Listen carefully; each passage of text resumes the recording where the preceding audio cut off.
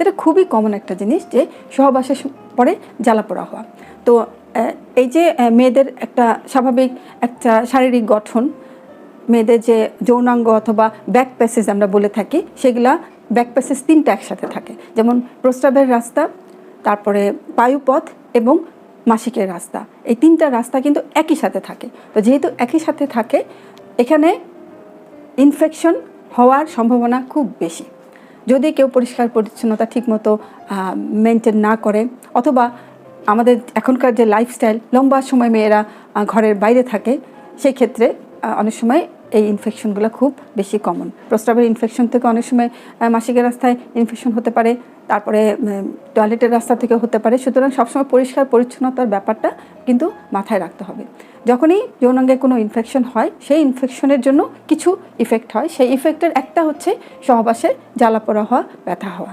তাছাড়াও অনেক সময় দেখা যায় যে পানি ইউজ করার সময় জ্বালাপোড়া হচ্ছে, তারপরে খুব থাকছে, মানে অনেক সময় ব্লিডিং হচ্ছে, অনেক সময় খুব বেশি চুলকানি হচ্ছে। তো যেটাই হয়ে থাকুক না কেন, যদি এই ধরনের কোনো ঘটনা ঘটে, তাহলে ধরে নিতে হবে যে আপনার মাসিকের রাস্তায় কোনো ইনফেকশন অথবা কোনো সমস্যা অথবা কোনো জটিলতা আছে। সেই ক্ষেত্রে অবশ্যই আমি বলবো যে আপনারা একটা চেক আপে চলে আসেন, গাইনি চেক আপে চলে আসেন। কারণ যখনই এই ধরনের কমপ্লেন হয় যে জ্বালাপোড়া করে, তখনই কিন্তু আমাদের সেই জায়গাটা দেখতে হয়, ওখানে সমস্যাটা কী। অনেক সময় এই স্বাভাবিক যে সমস্যাগুলো বললাম, তার বাইরেও অন্য ধরনের কিছু সমস্যা হতে পারে।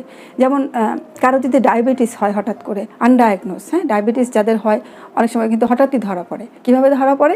এই যে মাসিকের রাস্তায় জ্বালাপোড়া, সহবাসে জ্বালাপোড়া, বারবার ইচিং হচ্ছে, চুলকানি হচ্ছে এবং প্রচণ্ড সাদা স্রাব যাচ্ছে। এই সমস্ত সমস্যা নিয়ে যে সমস্ত রোগীরা আমাদের কাছে আসেন, তো অনেক সময় দেখা যায় টেস্ট করতে গিয়ে ধরা পড়ে যে তার হাই ডায়াবেটিস অথবা ডায়াবেটিস হয়েছে, সে জানতো না। তো তখন দেখা যায় যে ডায়াবেটিসের চিকিৎসা করলে অনেক সময় সে ভালো হয়ে যাচ্ছে। তারপরে যে কমন ব্যাপারটি আছে, সেটি হচ্ছে ক্যান্ডিডা ইনফেকশন। আমরা বলি ফাঙ্গাস, ফাঙ্গাস ছত্রাক যেটাকে বলা হয়। তো সেইটা ইনফেকশন। এখন আমাদের যে বাংলাদেশের যে এনভায়রনমেন্ট, সেটা একটু ময়েস্ট টাইপের, একটু হিউমিডিটি বেশি। তো সেই ক্ষেত্রে হয় কি, ওই জায়গার এনভায়রনমেন্ট এরকম একটু স্যাঁতসেঁতে থাকে। স্যাঁতসেঁতে জায়গায় কিন্তু ছত্রাকের বসবাস। সেই ক্ষেত্রে সেই ছত্রাক যদি হয় মাসিকের রাস্তায়, তাহলেই কিন্তু ওই জায়গাটা ইনফেকশন হবে, লাল হয়ে যাবে। এবং শুধু সহবাস না, নর্মালি সে টয়লেটের সময় যে পানিটা ইউজ করবে, সে পানি ইউজ করার সময় কিন্তু তার সেই জ্বালাপোড়াটা হবে।